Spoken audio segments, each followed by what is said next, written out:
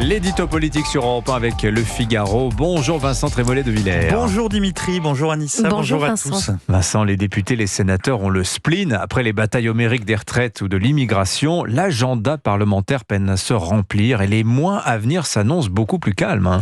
Oui, c'est une sorte de carême politique auquel sont soumis les parlementaires avec un menu franchement maigre. Si on prend le programme des jours à venir à l'Assemblée, on trouve la transformation des bureaux en logements et la professionnalisation de l'enseignement de la danse, des sujets qui ne risquent pas de vous réveiller durant vos courtes nuits, Dimitri. Mais disons-le franchement, il n'y a pas que les parlementaires qui sont à la diète. Ce sont les citoyens eux-mêmes qui ont l'impression d'être entrés politiquement dans l'ère du vide. Vide du programme parlementaire, donc, mais aussi vide des discours. Il suffisait de voir la séance affligeante mercredi à l'Assemblée, où comme dans une cour d'école, le RN et le garde des Sceaux se sont écharpés.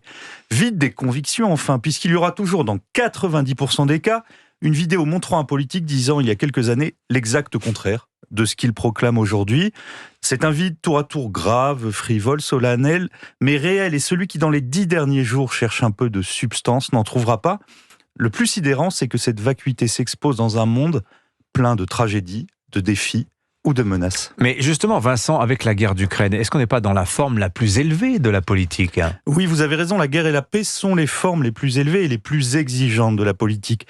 Mais la façon dont Emmanuel Macron les aborde depuis 10 jours ne répond pas du tout à cette exigence.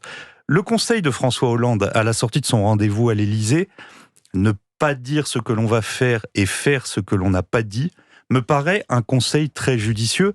Et pourtant, le président a choisi le contraire, c'est-à-dire l'escalade verbale et une dialectique très sommaire que l'on peut résumer ainsi.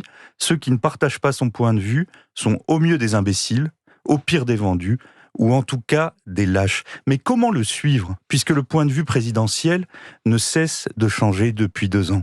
Enfin, l'Élysée devrait quand même accepter une chose toute simple. On peut être résolument favorable à la victoire de l'Ukraine, résolument hostile au régime de Poutine sans partager les embardées d'Emmanuel Macron, d'autant plus que la dimension électorale de sa manœuvre clignote de toutes parts. La campagne des européennes, Vincent, ne fait que commencer. Il va y avoir des meetings, il va y avoir des débats.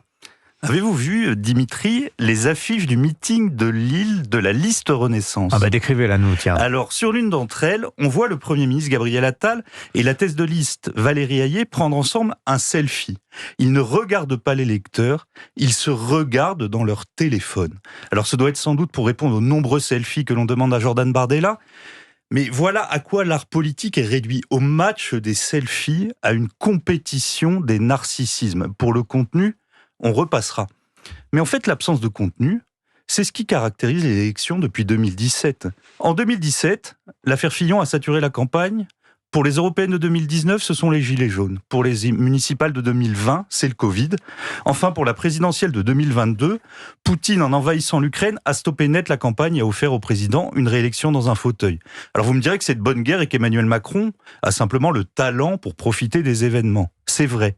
Mais cette absence de véritable débat national, de délibération collective n'est pas étrangère au climat social éruptif qui caractérise ces 7 dernières années. Tout cela nourrit un sentiment profond de dépossession démocratique dont les effets peuvent être désastreux. La démocratie, ce n'est pas seulement le droit de vote, c'est aussi avant le scrutin la garantie d'un débat serein, équilibré, civilisé. Et c'est en cela que le jeu de surenchère de l'Élysée avec Mélenchon, Le Pen ou Poutine n'est pas seulement cynique, il est irresponsable. L'édito politique sur Europe 1. Merci Vincent Trémollet de Villers.